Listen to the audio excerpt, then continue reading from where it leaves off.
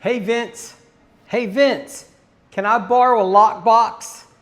Hey Vince, can I borrow an open house sign?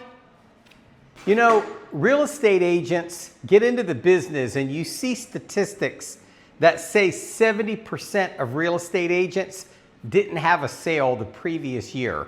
You saw it in 2024, you saw it in 2025.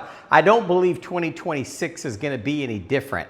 You know, basic tools of your industry are business cards, having a lockbox key to open these lockboxes, which is less than $20 a month, investing money in your listings, brochures on your listings, just listed, just sold flyers, seller's guides, buyer guides. It amazes me that real estate agents get into this business and they don't have the most basic fundamental tools to succeed.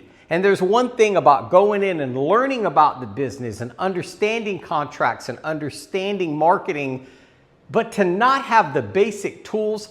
How would you feel if you went to have open heart surgery and you went to go see the surgeon and he said, I'm the best surgeon, I can get your heart fixed, I can do a triple bypass, no problem.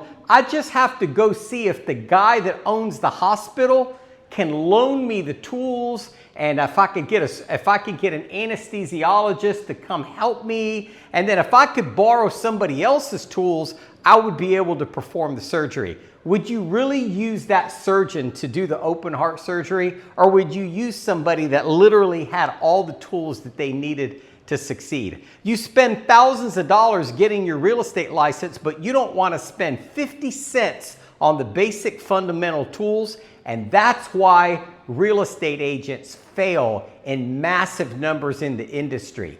Go invest some money in yourself and get the tools so you can do your job.